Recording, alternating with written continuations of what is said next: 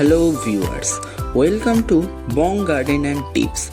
বং গার্ডেনের নতুন একটা এপিসোডে সবাইকে স্বাগত জানাই।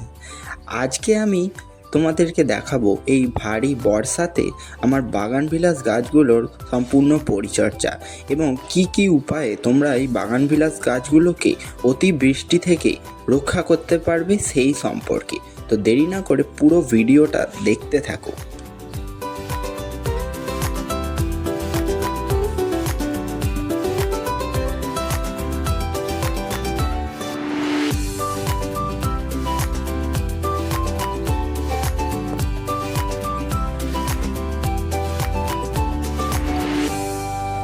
এই ভারী বর্ষাতে প্রত্যেক বাগানবিলাস গাছের একটা কমন সমস্যা হচ্ছে গোড়া পচা রোগ বা ফাঙ্গাস অ্যাট্যাক।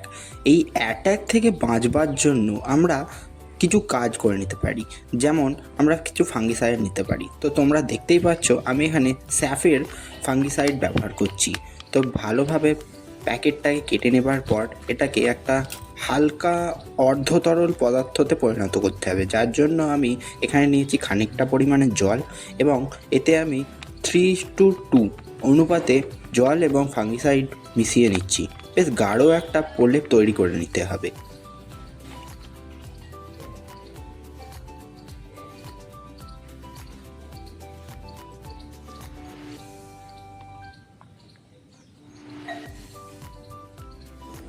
তো তোমরা দেখতেই পাচ্ছ যে আমি এই প্রলেপটাকে তৈরি করে নিয়েছি। এর পরবর্তী স্টেপ হলো যে সেই সমস্ত গাছগুলোকে খুঁজে বার করা যেগুলোতে ফাঙ্গাস অ্যাটাক হতে পারে। তারপরে স্টেপ হচ্ছে এই গাছের আগাছাগুলোকে পরিষ্কার করে নেওয়া এবং মাটি থেকে 1 ইঞ্চি বা 1.5 ইঞ্চি পর্যন্ত তোমরা এই ফাঙ্গিসাইডটাকে ভালো করে এই পেন্ট ব্রাশের সাহায্যে প্রলেপ লাগিয়ে দিতে পারো। তোমরা দেখতেই পাচ্ছ যে আমি খুব সুন্দর করে আমার এই গাছটাকে প্রায় 1.5 ইঞ্চি পর্যন্ত একটা গাঢ় প্রলেপ দিয়ে দিচ্ছি। এই প্রলেপটা দেওয়ার ফলে গাছটা বর্ষাতে ফাঙ্গাস অ্যাটাকের হাত থেকে বেঁচে যাবে এবং আগামী দিনে আরও সুন্দর করে ফুল দিতে পারবে। আগামী দিনগুলো বলাটা ভুল, আগামী অনেক বছর ধরে গাছটা সুন্দর করে ফুল দিতে পারবে। তোমরাও এরমভাবে এটাকে ট্রাই করতে পারো, কিন্তু প্রলেপটা দেওয়ার সময় তোমাদের মাথায় রাখতে হবে প্রলেপটা যেন এতটাও গাঢ় না হয় যে এর কোনো ক্ষতি করে।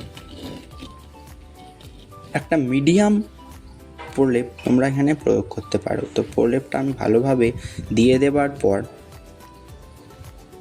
ভালো করে পরিষ্কার করে নিয়েছিলাম এবং দিয়ে দিয়েছিলাম।